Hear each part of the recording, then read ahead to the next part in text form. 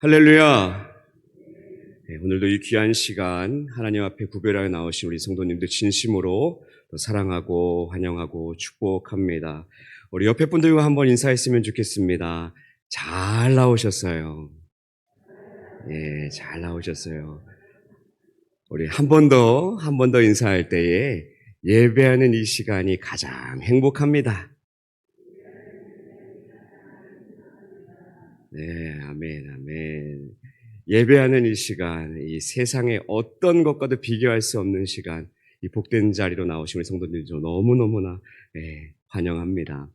오늘 말씀을 시작하기 전에요, 제가 우리 성도님들께 퀴즈를 하나 내려고 합니다. 아주 이 난이도가 높은 문제이기 때문에 집중해서 잘 들어주셨으면 좋겠어요. 이 교회는 어떤 교회일까요? 이 교회는 어떤 교회일까요? 바울에 의해서 3주 만에 개척된 교회. 마게도냐 지역과 아가야 지역과 각처의 믿음의 본이 되었던 교회. 종말론적 신앙에 대해서 문제가 또 고민이 아주 많았던 교회. 굉장히 어렵죠. 이 교회는 어떤 교회일까요? 오, 네. 맞아요. 바로 데살로니가 교회입니다. 야, 역시 우리 대강교회 성도님들 수준이 정말 높으시죠. 네, 감사합니다. 오늘은 바로 이 데살로니가 교회의 이야기를 함께 나누려고 합니다. 다음 주 화요일 8월 23일부터 이 데살로니가 전후서를 묵상하게 되는데요. 우리 성도님들이 앞으로 이 데살로니가 전후서를 조금 더 쉽게, 조금 더 깊게 묵상하실 수 있도록 이 개관을 함께 살펴보도록 하겠습니다. 자, 그렇다면 제일 먼저 이 데살로니가라는 도시, 그 도시는 어떤 곳이었을까요? 자, 이 지도에서 한번 데살로니가 지역을 한번 찾아보십시오. 저기 보이시죠? 요 위에 빌립보 옆에 암빌볼리, 아볼로니아 옆에 데살로니가라는 지역이 있습니다. 지금은 이 발칸 반도 안에 있는 그리스라는 나라에 있는 이 테살로니키라는 지명인데요. 지금의 사진입니다. 지금도 그리스에서 아테네 다음으로 가장 큰 도시가 바로 이 데살로니가라는 지역입니다. 이 지역은요, 신약시대 당시에도 로마의 행정도시였어요. 그리고 마게도냐 지방의 수도였고요. 그리고 그만큼 수도였고 행정도시였기 때문에 인구가 어땠을까요? 많았어요. 20만 명이나 되는 그런 대규모의 도시였습니다. 또 이 데살로니가라는 이름이 어떻게 유래되었냐면요, 그 마게도냐의 왕 카산드로스라는 왕이 있었는데 그 사람이 이 도시를 건설하고 그 자신의 아내이자 그 알렉산더 대왕의 그 이복 누이였던 테살로니카의 이름을 따서 데살로니가라는 그 지명이 이렇게 유래가 되었습니다. 또 여러분들, 우리 성도님들 한번 보세요. 사진 한번 보세요. 어떻습니까? 지금 앞에 사진을 보니까 어떤 특징이 딱 보이세요? 도시 앞에 뭐가 있어요? 바다가 있어요. 바다가. 데살로니가는요, 이처럼 무역 항구 도시였습니다. 옛날에는 이 해상 무역이 발달했기 때문에 이 바닷가 근처는 굉장히 중요한 요지가 되었어요. 게다가 이곳은요, 이 데살로니가 지역은요, 아주 중요한 도로가, 저 빨간 줄 보이시죠? 아주 중요한 도로가 지나는 곳이었어요. 바로 비아 에그나티아라는 도로인데요. 이 도로는 저 로마로부터 저 끝에 있는 그 아시와 이스탄불까지 연결하는 군사용, 상업용 도로였어요. 즉 데살로니가는 이 바다를 통해 무역을 하는 항구 도시이자 아주 중요한 그 길이 지나가는 교통의 요지였어요. 그러니 이 데살로니가는 바울 당시에 큰 사람들이 많이 살았던 대도시였고 또 정치적으로, 경제적으로, 문화적으로 아주 중요한 도시였죠. 자, 항구와 도로가 이렇게 도로를 통해서 무역이 활발했어요.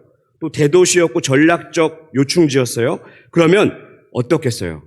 당연히 다양한 민족이 모여 살았겠죠. 알렉산더 대왕이요, 특별한 그 정책을 펼쳤는데요. 그 이주 정책을 실시했어요. 그래서 도시를 건설하고 사람들을 이주시켜서 서로 이렇게 융합시켰던 겁니다. 그래서 데살로니가라는 도시도요, 25개의 마을 주민을 이주시켜서 정착시킨 그러한 도시였습니다. 그래서 헬라인뿐만 아니라 유대인들, 당시 기록을 보니까 유대인들이 어마어마했대요. 반 정도 되는, 거의 그 도시에 반 정도 되는 인구가 유대인들이 또 살고 있었고, 로마인들, 이렇게 다양한 민족들이 섞여 살았던 도시가 바로 이 데살로니가라는 도시였다라는 거예요. 그만큼 유대인들이 많이 살았기 때문에 어땠겠어요? 유대인들의 그 힘이 굉장했겠죠. 다수의 또 유대인이 거주하면서 거기에 또 회당도 있었고 영향력도 꽤나 컸던 도시, 바로 데살로니가라는 도시였습니다. 자, 한번 정리해 보겠습니다, 우리 성도님들. 데살로니가라는 도시, 로마의 행정도시였고 마게도냐의 수도였어요. 또 항구 도시였고 비아 에그나티아라는 그 중요한 도로가 지나가는 아주 무역의 중심로였어요. 또 다양한 민족이 모여 살았던 그러한 도시. 자, 그러니 어떻겠어요? 문화도 다양했고 각종 신들, 우상들도 많았고, 다양한 종교가 혼재되어 있는 그러한 곳에 다양한 가치, 세상의 가치, 풍요로움의 가치가 만연했던 곳이 바로 이 데살로니가 도시였는데, 자, 우리 성도님도 한번 생각해 봅시다. 이러한 데살로니가 지역에 과연 복음이 심겨지는 것이, 교회가 세워지는 것이 어땠을까요? 세상의 가치와 풍요로움으로 가득했던 곳, 먹고 살기 너무나 바빴던 곳, 온갖 우상이 판을 치는 곳, 교회가 세워지기 어땠을까요? 어려웠겠죠. 쉽지 않았겠죠. 그런데 이런 곳에 놀랍게도 데살로니가 교회가 세워진 거예요. 심지어 몇 주 만에. 와, 역시 수준 진짜 우리 성도님들 짱이. 무려 3주 만에. 사도행전 17장을 보니까, 2절을 보니까 바울이 회당에서 몇 안식일 동안 말씀을 강론했다고 했어요? 세 안식일 동안 말씀을 강론했다고 하는데, 즉 바울이 3주 동안 복음을 전한 교회, 3주 만에 세워진 교회가 이 데살로니가 교회라는 겁니다. 자, 그러면 짧은 시간에 이렇게 세워진 교회니까 과연 연약한 교회였냐? 아니요. 데살로니가 교회는요, 마게도냐와 아가야 지역, 온 각처에 어떤 교회였어요? 믿음의 본이 되었던 교회였어요. 결코 연약한 교회가 아니었다라는 것입니다. 자, 그렇다면 이 데살로니가 교회가 어떻게 세워졌을까요? 데살로니가 교회가 세워지는 과정은요, 참으로 우여곡절이 많았는데요. 데살로니가 교회가 어떻게 세워졌는지, 어떤 상황인지 우리가 함께 천천히 살펴봤으면 좋겠습니다. 그래야 그 상황을 우리가 알아야 이 데살로니가에 보내는, 그 데살로니가에 보낸 편지인 이 데살로니가 전 후서를 우리가 잘 이해할 수 있겠죠? 그렇죠? 네. 우리 성도님들 다 잘 아시는 내용이지만 우리 사도행전 16장과 17장의 내용을 중심으로 이 이야기를 지금부터 들려드릴 건데요. 편안한 마음으로 한번 잘 들어보셨으면 좋겠습니다. 자, 데살로니가 교회의 시작과 상황을 한번 살펴볼 텐데요. 꽃길만이 아닌 믿음의 길을 보여준 그런 시작이었어요. 낙심되는 상황 속에서도 세워진 교회. 어떤 교회였을까? 자, 바울이요. 사실 이때는요. 바울이 2차 선교 여행을 할 때입니다. 사실 바울이 2차 선교 여행을 하면서 이 마게도냐 지방, 이 발칸반도, 이 유럽으로 올 생각이 있었을까요? 없었을까요? 처음에 바울이 이곳으로 올 생각을 자신이 계획해서 내가 그래 이 빌립보 성을 지나서 마게도니아를 지나서 베레아를 지나서 내가 고린도까지 갈 거야. 이런 마음이 있었을까요? 아니요. 없었어요. 바울은요. 사도행전에 나오는 것처럼 저 밑에 지금 잘 안 보이실 텐데 요 밑에 지금 에베소 드로아 밑에 있는 저 에베소 지역에서 이런 아시아를 중심으로 사역을 하고자 했었어요. 그런데 누가 그것을 막은 거예요? 진짜 성령께서 그것을 막으셨어요. 그리고 저 위에 있는 드로아라는 지역에서 환상을 이제 보여주시고 그렇게 자신이 의도했던 것과는 조금 다르게 유럽으로 이 마게도냐 지방으로 건너오게 되었습니다. 이 성령의 인도하심을 따라서 이 마게도냐 유럽 지방으로 오게 된 바울과 그의 일행. 자, 성도님들 생각해 보세요. 이제 사역이 어때야겠어요? 술 막 꽃길 걸으면서 잘 풀려야 되지 않겠어요? 막 복음을 전하는 곳마다 막 놀라운 역사가 일어나고 막 가는 곳마다 잘했어요 막 이렇게 반겨주고 엄청난 부흥의 역사가 기대가 되잖아요. 누가 인도하셨으니까? 성령이 인도하셨으니까. 그런데 이곳에서의 사역이 참 쉽지 않았습니다. 굉장히 힘든 시간을 보내요. 어떤 시간을 보냈습니까? 마게도냐의 첫 성인 빌립보 지역에 도착했을 때 어떤 일이 발생해요? 한 여종을 자유하게 된 것 때문에 엄청나게 막 매를 맞죠. 매를 맞는 것뿐만 아니라 감옥에까지 가게 되죠. 결국 빌립보 관리들로부터 쫓겨납니다. 그리고 그 쫓겨나서 이 데살로니가 지역으로 와서도 별반 다르지 않았어요. 유대인들이 이 지방에는 유대인들이 방귀 좀 낀다고 했잖아요. 데살로니가 지역. 그러니 어땠겠어요? 방해가 정말 심했던 거예요. 당시에 바울이요. 관습을 따라서 어떻게 복음을 전하죠? 회당을 찾아서 관습에 따라서 그렇게 복음을 전하잖아요. 그런데 빌립보 성에 있을 때는 빌립보에는 회당이 없었죠. 그래서 그 강을 찾아서 기도처를 찾아서 갔는데 그때 이제 루디아를 만나서 루디아에게 복음이 전해지고 루디아의 집이 이제 그 회당 이렇게 교회가 되는 놀라운 역사가 있었는데 오늘 이 데살로니가 지역에는 회당이 있었어요. 그래서 관습에 따라서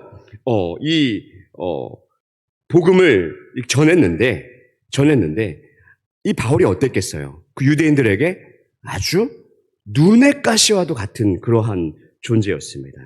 그래서 바울이 결국에는 오래 사역하지 못했어요.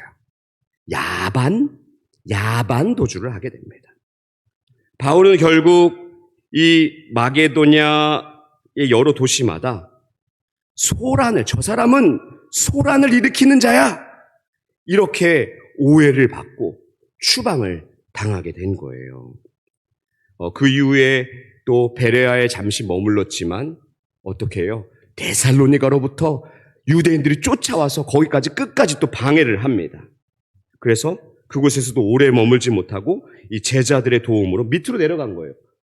밑으로 내려가서 남쪽 아가야 지역으로 피신하게 된 겁니다. 그렇게 아테네를 거쳐서 고린도까지, 지금 저 밑에 뚝 떨어져 있는 저 밑에 고린도까지 가게 된 겁니다. 사실 이 바울 일행이 이 마게도냐 지방 유럽으로 건너오게 된 것은요, 성령 하나님께서 주도하신 아주 그러한 역사입니다. 그런데 방금 살펴본 것과 같이 이 마게도냐 지방에서의 그 사역이 어땠습니까? 꽃길이었어요? 아니요. 극심한 핍박, 야반도주, 아주 별다른 사역의 성과를 이룬 것 같아 보이지 않는 그러한 모습입니다. 그래서 바울이 이 고린도 지역에 다다랐을 때 이렇게 고백하고 있어요. 고린도전서 2장에 보면요, 내가 너희 가운데 거할 때에 약하고 두려워하고 심히 떨었노라. 과연 마게도냐의 교회는 어떠한가? 과연 이 마게도냐 지방에 그 빌립보의 그 데살로니가 지역에 세워진 교회들이 잘 설 수 있을까? 큰 번민에 찬 바울의 모습이 생생합니다. 사랑하는 성도님들, 우리가 여기서 잠시 생각하기를 원하는 것은요, 그리스도인들의 사역과 삶이요, 예수님을 잘 믿고 신앙생활을 잘 한다고 해도 다 꽃길만이 아니라는 것입니다. 때때로 이해할 수 없는 고난과 어려움들을 만난다라는 거예요. 성도님들, 믿는 사람들이 제일 시험에 빠지는 이유가 뭘까요? 제일 시험에 빠진 이유가 뭘까요? 내가 이렇게 믿었는데, 하나님, 제가 이렇게, 하나님의 자녀인데, 제가 이렇게 헌금도 많이 하는데, 또 사역자들도, 하나님, 제가 이렇게까지 사역을 했는데요, 왜 열매는 없습니까? 오히려 상황은 왜 이렇습니까? 어떻게 이런 일들이 우리 가운데 발생할 수 있습니까? 내가 이만큼 했는데, 그러한 신앙이 시험에 빠지게 한다라는 것입니다. 오늘 바울을 보세요. 성령의 인도하심을 따랐음에도 불구하고 핍박이 있었어요. 환난이 있었어요. 매를 맞고 감옥에 가고 이렇게 분명 어려움들이 있었다라는 것입니다. 사랑하는 성도님들, 우리도 마찬가지인 줄로 믿습니다. 하나님의 섭리는요, 우리가 다 이해할 수 없다라는 것입니다. 그러나 때로는 핍박, 환난, 그 어려움 속에서도 하나님은 일하고 계시다는 사실, 여전히 변함없이 끝까지 일하고 계시다는 사실을 우리가 기억해야 할 줄로 믿습니다. 내 삶에 벌어지고 있는 그 어려운 어려운 문제들이 있으신가요? 혹시 고난 가운데 계신지요? 그 가운데 우리가 먼저 할 것은 하나님의 주권을 인정하며 하나님의 때와 일하심을 기대해야 될 줄로 믿습니다. 그때에 우리의 고난이 고난으로 끝이 아님을 보게 될 줄로 믿습니다. 오히려 하나님의 복된 역사와 큰 은혜를 경험하는 그러한 통로가 될 줄로 믿습니다. 자, 두 번째로 그 데살로니가 교회는요, 9회 말 투아웃 대반전이 있던 그런 믿음의 본이 됐던 교회였습니다. 바울이 이 고린도에 도착하고 얼마 되지 않아서 이 실라와 디모데도 이 마게도냐 지역으로부터 와서 이제 바울과 합류하게 된 거예요. 네. 그럼 어떻게 된 거예요? 마게도냐 지방은 지금 어떻게 된 거예요? 이제 과연 그들이 신라도 없고 이 디모데마저도 없는데 과연 잘 설 수 있을까? 유대인의 박해가 그렇게 극심한데 그 환난 가운데 저 빌립보, 저 데살로니가, 저 마게도냐 지방의 교회들이 든든히 설 수 있을까?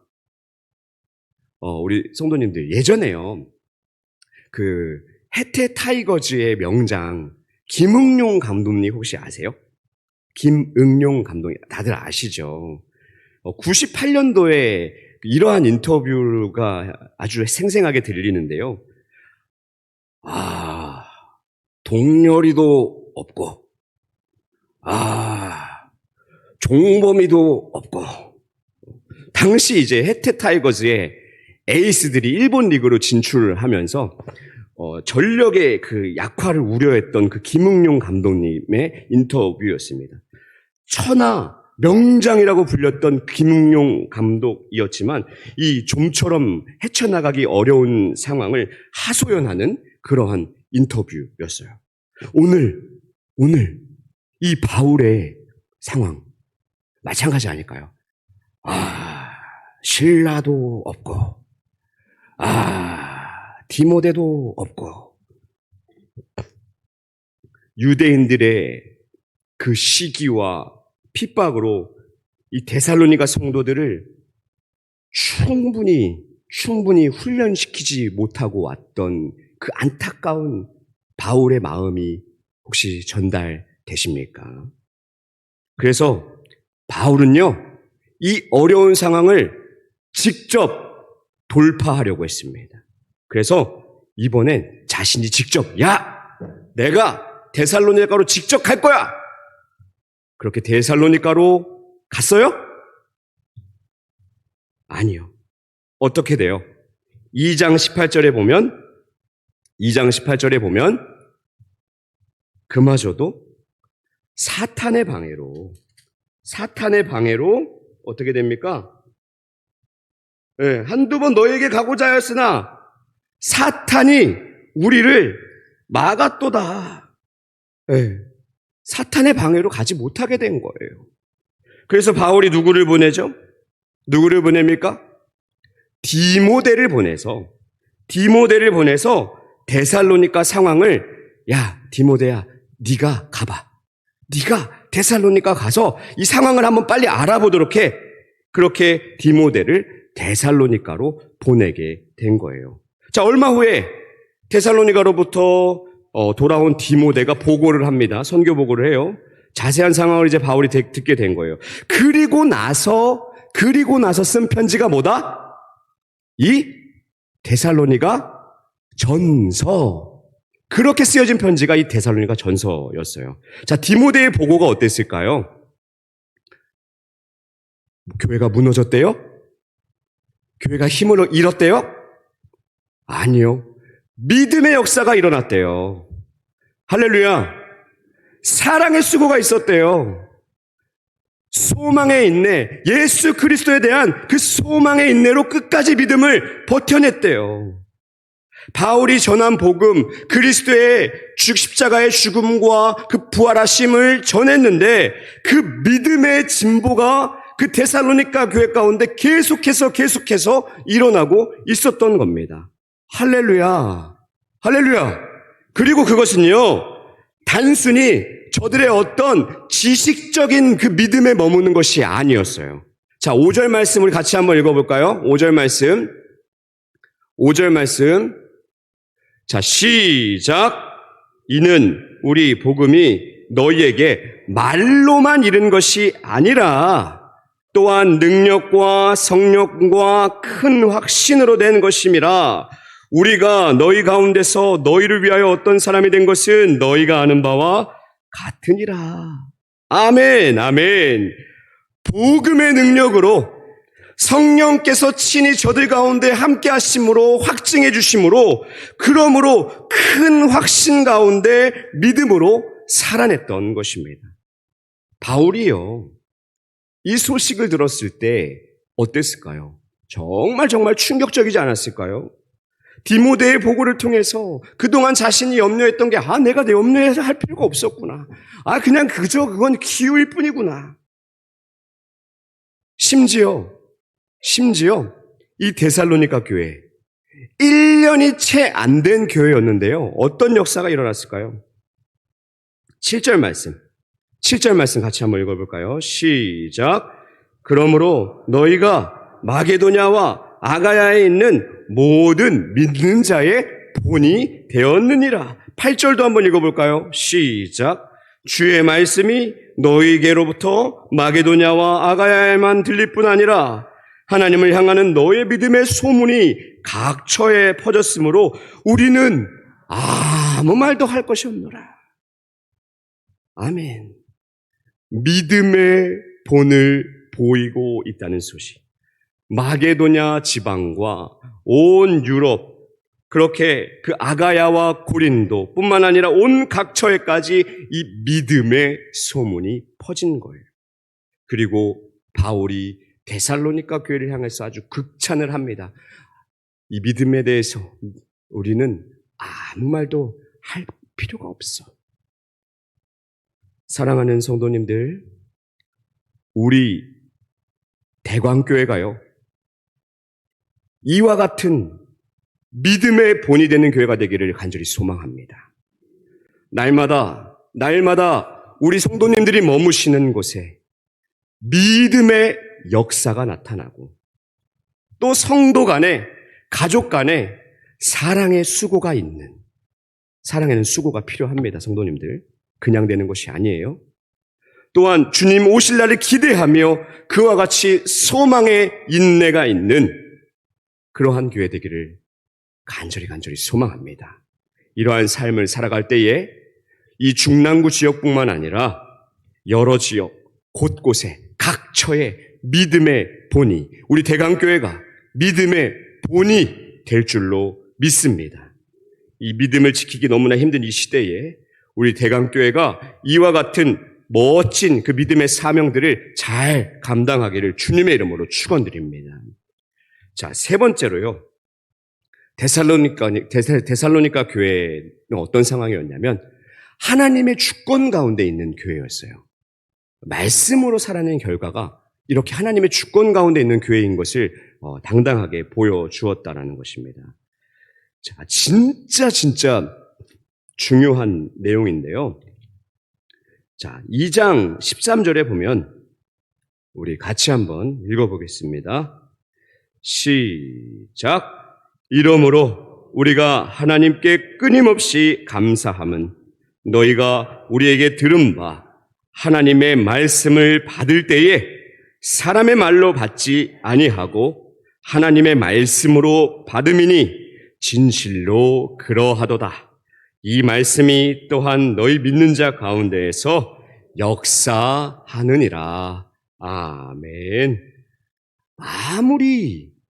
아무리 실패한 것 같고 염려가 되는 교회일지라도 하나님의 일을 우리가 감히 제한할 수 있습니까? 제한할 수 없죠. 이 데살로니가 교회요, 하나님의 말씀을 말씀대로 믿었습니다. 한번 생각해 보세요.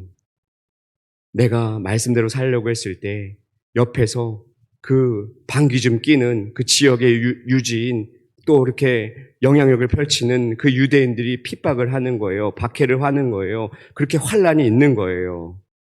또 얼마 되지 않았어요. 바울이 가르친 것은 한 3주 정도 가르쳐줬는데 그 하나님의 말씀을 왜곡된 어떤 인간의 이성으로 다 이해하기가 어땠을까요? 받아들이기가 쉬웠을까요? 쉽지 않았을까요? 그럼에도 데살로니가 교회는 믿음의 확신이 있었던 거예요. 말씀 가운데 하나님의 말씀이구나, 정말 변하지 않는 진리이구나, 이러한 확신이 있었던 거예요. 치열하게 그 말씀을 따라서 살았던 것입니다. 사랑하는 성도님들, 저희도요, 우리도요, 이와 같은 믿음의 역사가 일어나기를 간절히 소망합니다.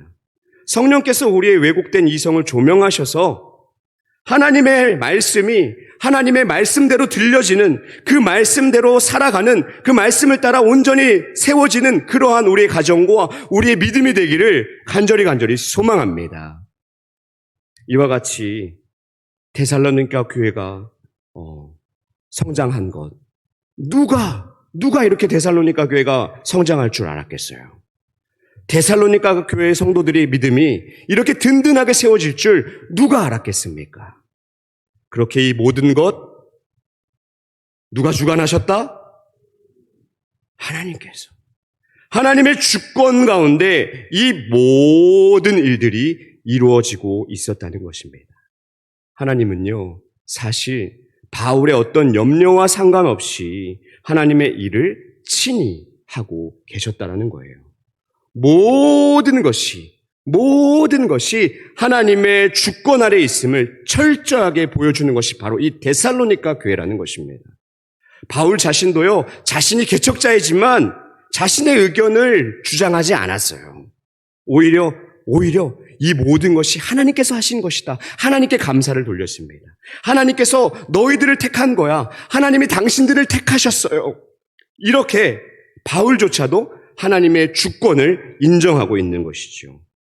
우리 또한, 우리 대강교회 또한, 우리 성도님들 또한 하나님의 주권 가운데 살아가기를 간절히 소망합니다.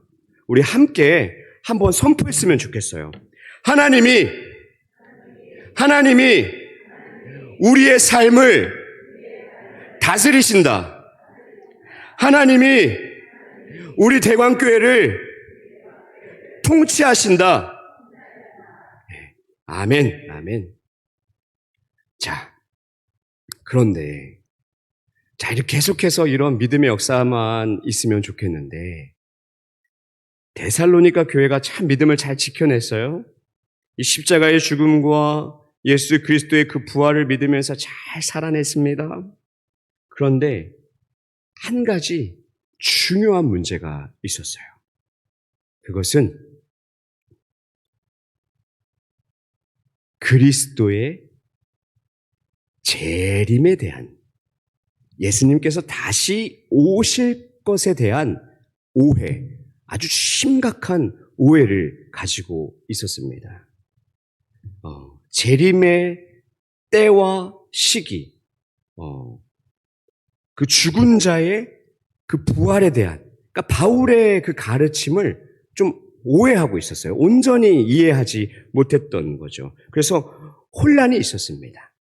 믿음을 잘 지키며 살았는데, 믿음을 지키면서 잘 살고 있는데, 예수님이 오기 전에, 예수님이 재림하시기 전에 죽는 자들이 발생하는 거예요. 야, 그렇다면 예수님의 재림을 보지 않았는데 저들은 과연 어떻게 되는 것일까? 과연 예수님의 재림을 보지 못하고 죽는 자들은 어떻게 되는 거야? 이렇게 극심한 슬픔에 빠지게 된 거예요. 야, 나도 예수님의 재림을 보지 못하고 죽으면 어떡하지? 이거 너무 슬프잖아. 성도님들, 그 92년도인가요? 92년도쯤에 어떤 이상한 무슨 선교예요? 그건 맞아. 다미 선교에 있었잖아요. 언제 이렇게 예수님이 이렇게 휴거 막 한다고 그래서 난리 났잖아요. 그때 어떠셨어요? 성도님들? 저런 사람들이 다 있어. 말도 안 되잖아요, 사실. 근데 한편으로 조금, 진짜면 어떡하지? 약간 두렵기도 그렇지 않으셨죠? 근데 결국에, 일어났어요? 안 일어났어요. 아무 일도 일어나지 않았어요. 예수님이 뭐라고 하셨어요? 마지막 날, 안 돼요? 예수님 오시는 거 안 돼요? 아버지밖에 모른다고 하셨잖아요. 그렇게 예수님의 재림에 대해서 혼란스러워하고 이렇게 흔들리면, 결국에 종말론이 흔들리면 어떻게 될까요? 그 담리 선교회처럼 결국 신앙이 무너져 버리고 우리의 삶마저도 무너져 버린다는 거예요. 자, 그래서 이 4장부터는요, 바울이 이 데살로니가 교회의 문제점에 대해서 그 해결책을 내놓고 있습니다. 자, 그렇다면 이 바울이 이 마지막 이 종말론에 대해서 어떻게 이야기하고 있는지 같이 한번 살펴볼까요? 자, 4장 13절 같이 한번 읽어보겠습니다. 시작. 형제들아, 자는 자들에 관하여는 너희가 알지 못함을 우리가 원하지 아니하노니 이는 소망 없는 다른 이와 같이 슬퍼하지 않게 하려 함이라. 자, 한번 생각해 보세요. 예수님이 복음서에서 3번의 그 죽은 자를 살리는 기적을 일으켰어요. 첫 번째 어떤 사건이었어요? 순서와 상관없이 나사로, 또 어떤 사건이 있었죠? 야이로, 그 회당장 야이로의 딸을 살린 또 어떤 사건이 있었죠? 나인성 과부의 그 아들을 살리신 그 사건이 있었는데 한번 잘 생각해 보세요. 죽은 자들을 살리실 때 예수님이 죽은 자들을 살렸다고 하셨어요? 아니요. 맞아요. 자고 있다. 야, 자는 나사로를 깨우러 가자. 제자들한테. 자는 나사로 깨우러 가자. 자는 자라고 이야기했어요. 자는 자라고. 달리다쿰. 소녀야, 일어나라. 청년아, 일어나라. 나사로야, 나오너라. 마치 예수님께서 자는 자들을 깨우듯이 말씀하셨습니다. 지금 바울도 동일한 표현을 하고 있는 거예요. 형제들아, 자는 자들에 관해서 너희가 자는 자들에 관해서 제대로 알았으면 좋겠어. 자는 자들에 대해서 너희가 제대로 알았으면 좋겠어.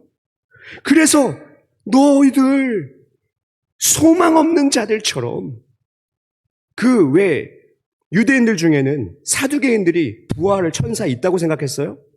없다고 생각했잖아요. 그렇게 소망 없는 자들처럼 슬퍼하지 마. 그렇게 과도하게 슬퍼하지 말라는 거예요. 왜요? 죽었기 때문에? 아니. 자는 자이기 때문에. 자는 것이기 때문에. 그래서 이 죽는 것, 자는 것, 성도에게 잠은요, 무덤에 가는 것. 우리가 육신의 그 끝은요, 죽음으로 끝이에요? 아닙니다. 재림의 때를 예비하는 거예요. 뭐라고요? 재림의 때를 예비하는 거다. 자, 14절의 말씀 한번 봅시다. 14절.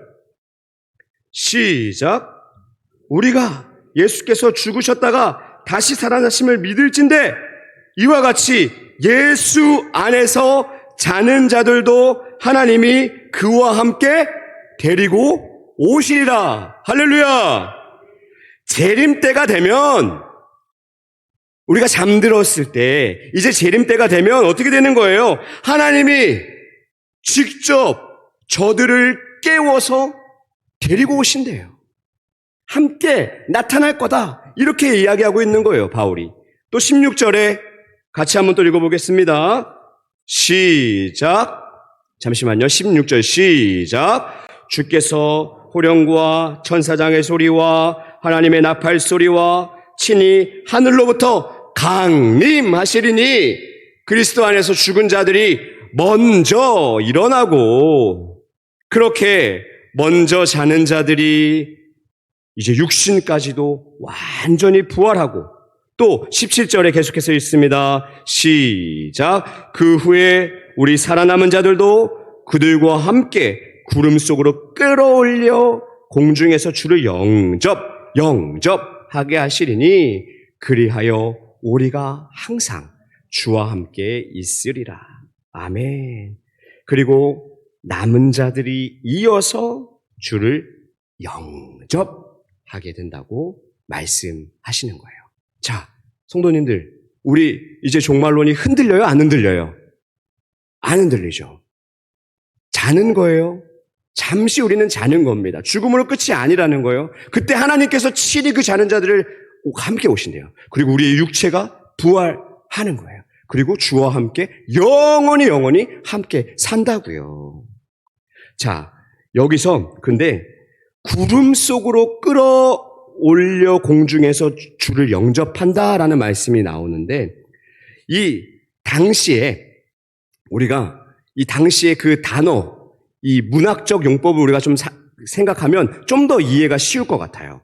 당시에 영접이라는 단어가 어떻게 쓰이는지 알면 우리가 이 본문을 좀 더 쉽게 이해할 수 있을 것 같습니다. 당시에요, 이 로마 황제가 자신이 그 다스리는 관할을 이렇게 순찰할 때, 방문할 때에 신하들이 어떻게 하겠어요? 황제가 오는데 어떻게 하겠어요? 네. 군대에 있을 때 심지어 그 뭐 어떤 연대장, 사단장만 온다고 해도 그 풀 하나 다 뽑는 게 그런데 심지어 이 황제가 온다고 하면 어떻겠어요? 만반의 준비를 갖춰가지고 어떻게 하겠어요? 영접하겠죠, 영접. 만반의 준비를 갖춰서 그렇게 신하들이 맞이하러 나갈 때 이 아판테시스, 이 영접이라는 똑같은 단어를 사용했어요. 강림도 마찬가지예요. 황제의 방문을 파루시아, 이 강림이라고 표현하고 있는 거예요. 즉, 이 헬라의 문화에서 이 강림과 영접을 이해한다면 뭔가 막 구름 속에서 막 내가 이렇게 끌어올려져가지고 그 안에서 막 신비한 뭔가 이런 게 일어난다고 생각하기보다 어떤 신비스러움에 그 초점을 맞추기보다 예수님이 오실 때 우리 또한 왕으로 오시는 그 예수님을 어떻게 해야 되겠어요? 찬송하고 영광으로 맞이하고 이렇게 기쁨으로 맞이할 수 있는 그런 모습으로 우리가 이해할 수 있지 않겠어요? 이 본문을. 그리고 이 17절의 후반부처럼 주님의 재림 이후에 그렇게 우리 믿음의 성도, 참 믿음의 성도는 주님과 항상 함께, 영원히 함께 한다라는 것이죠. 사랑하는 성도님들, 우리에게도 이 죽음은요, 예수님의 재림은요, 동일한 줄로 믿습니다. 주님의 재림을 보지 않고 지금 먼저 잠들어 있는 우리의 가족들, 우리의 성도들이 먼저 주를 보게 될 줄로 믿습니다. 그리고 마지막 날 우리 또한 주를 기쁨으로 찬송으로 영접하며 주와 영원토록 함께할 줄로 믿습니다. 그렇기에 성도의 죽음은 죽음으로 끝이 아니기에 과도한 슬픔에 빠지지 않을 수 있는 것이죠. 자, 이제 예수님의 재림을 기다리는 성도는 어떻게 살아야 할까요? 이제 데살로니가 5장 집에 가셔서 이 데살로니가 후서를 잘 한번 살펴보세요. 그 내용을 다루고 있습니다. 한마디로 요약하면 이 재림을 기다리는 믿음으로 살아가는 성도들 어떻게 살아야 하냐? 바울이 이렇게 이야기하고 있어요. 정신 똑띠 차리고 신앙생활 잘해라. 이렇게 요약하고 있다라는 거예요. 자, 그러면 데살로니가 전서를 한번 정리해 보겠습니다. PPT 띄워주시고요. 자, 지금까지 살펴본 이 데살로니가 교회는요, 3주 동안 복음을 전하고 세워진 1년도 안 된 그런 개척교회였어요. 이는 바울이 선교하고 개척한 교회 중에 최단 그 기간의 선교 기록입니다. 또 꽃길만 걸었습니까? 아니요. 박해받는 교회였어요. 박해가 한창인 가운데 외부의 도움을 거의 못 받은 그런 홀로 남겨진 것만 같은 그런 교회였습니다. 하지만 핍박 속에서도 데살로니가 교회는 말씀으로 하나님의 말씀을 말씀대로 살아냈던 믿음을 든든히 지켰던 교회였어요. 자, 주변 지역에 본이 되는 교회였죠. 1장은 이 어리지만 강한 교회가 정말 잘 살았다. 너희들 너무 잘했다. 그 바울의 칭찬이 나와 있고요. 2장과 3장 바울의 사역에 대해서 이야기를 하고 있는데 이곳에서 긴 시간을 사역하지 못했잖아요. 짧은 시간을 그 선교한 그만큼 어땠겠어요? 야, 바울 아니야. 바울 진짜 사도 아닐 것 같은데.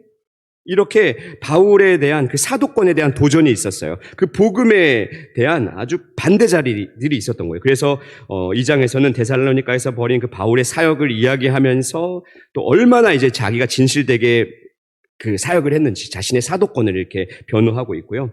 또 3장에 보면은 데살로니가로 이렇게 가길 원했지만 가지 못했고 누구를 대신 보냈다고 했죠? 디모데를 보내고 데살로니가에게 그 소식을 들은 바울의 이야기를 써내려가고 있습니다. 그리고 4장, 5장은 아까도 말씀드렸지만 그 데살로니가 교회의 가장 큰 문제였던 그 종말론에 대해서, 그 재림에 대해서 그 오해를 바로 잡아주고, 또 5장에서는 이제 너희들 이렇게 잘 살아. 정신 똑띠 차리고, 신앙생활 잘해라. 이렇게 권면을 하고 있는 거죠. 자, 이렇게 데살로니가 전서에 우리 두 축을 한번 좀 이것만 기억합시다. 바울의 칭찬, 재림, 칭찬과 재림. 우리 이 두 가지, 이번에 데살로니가 전서를 묵상할 때 이 두 가지 축을 잘 기억하면서 묵상하셨으면 좋겠어요. 자, 시간이 좀 많이 가고 있는데, 그러면 제가 빠르게 후서 좀 이야기 좀 이렇게 살펴보고 바로 마치도록 하겠습니다. 자, 그러면 바울의 첫 번째 이 편지를 받은 데살로니가 교회가 어떻게 됐을까요? 이제 바울의 편지도 받았으니까 잘 어떻게 믿음을 지키면서 살았을까요? 사실 그렇지 않았어요. 환난과 핍박은 더 심해졌습니다. 또 마지막 날에 대한, 그 주의 날에 대한 오해가 더 심각해졌어요. 그래서 주님 이렇게 오신대, 그 마지막 날에 대한 거짓 소문이 막 일어난 거예요. 또 바울의 위작들이 등장해요. 이거 바울이 쓴 편지래. 이거 바울이 쓴 편지래. 이거 우리 보자. 같이 한번 돌려보자. 막 이렇게 위작들이 등장하고, 또 이 종말론이 흔들리니까 어떻게 된 거예요? 회사 가지 마. 회사 가지 마. 일하지 마. 이런 게으름의 문제가 발생을 한 거예요. 예수님 오신데 뭐 일할 필요 뭐 있어. 다 때려쳐. 그냥 막 다미선교회처럼 그냥 그 휴거를 그런 이상한 막 그런 걸 기다리고 있고. 그러니 바울이 어떻게 했겠어요? 가만히 있을 수 없었겠죠. 그래서 이 데살로니가 전서를 기록한 직후 AD 주후 51년경에 고린도에서 다시 이 데살로니가 후서를 쓰게 됩니다. 이 데살로니가 후서는요, 그리스도의 그 재림에 관련된 교리적 문제들을 더 명료하게 하기 위해서 쓰여진 책이었어요. 자, 1장은요, 한번 짧게 한번 살펴볼까요? 1장은 고난 속에서도 이 믿음의 성장과 풍성한 사랑을 보인 데살로니가 교인들을 위로합니다.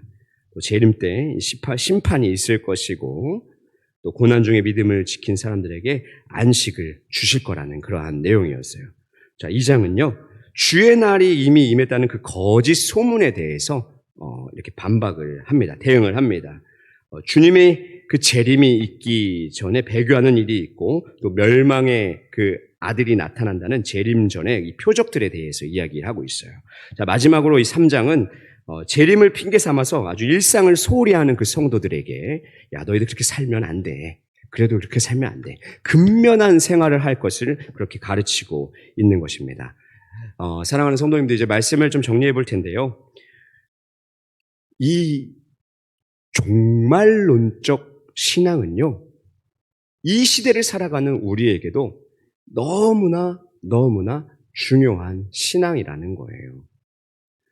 데살로니가 교회, 어린 교회임에도 또 수많은 핍박과 시험과 환난이 있었음에도 이 마라나타가 뭐죠? 주 예수여 오시옵소서. 이 마라나타, 이 종말론적 신앙을 잘 가지고 있었고요. 또 아이러니하게도 또 한편으로 데살로니가 교회의 가장 큰 문제점도 잘못된 재림 대망이었습니다. 우리가 이 데살로니가 전후서를 통해서 깊이 묵상하기 원하는 것은요, 그리스도의 다시 오심을 기다리는 자들, 즉 우리 성도들은 어떻게 살아야 하는가입니다. 결론적으로 이 그리스도의 재림을 기다리는 자들의 삶은 하나님의 주권을 인정하며 신뢰하며 믿음으로 살아내는 것인 줄로 믿습니다. 예수님의 재림이 어떠한 방법으로 언제 어디서 이루어지는 것에 집착하는 것이 아니라 언제 오실지 도덕같이 임하실지 모르지만, 우리는 아무것도 모르지만 하나님 나라의 소망을 두고 그 가운데 그 가운데 매일 삶에 그 부딪히는 현실들 또 고난들 가운데 믿음으로 정신 똑띠 차리고 그렇게 신앙생활 해야 한다는 것입니다. 잠시 우리 너무나 잘 알고 있지 않습니까? 잠시 정신을 놓으면 어떻게 돼요? 정신을 똑띠 차리지 않으면 어떻게 돼요? 그 세상의 급류 가운데 우리도 모르게 그냥 빨려 들어가죠. 자, 오늘 이 데살로니가 후서의 마지막 바울의 기도처럼 믿으신 하나님을 신뢰하며 어떠한 시련 속에서도 주의 말씀 순종하고 인내로 살아가시는 우리 대광의 모든 성도님들 되시기를 주님의 이름으로 축원드립니다.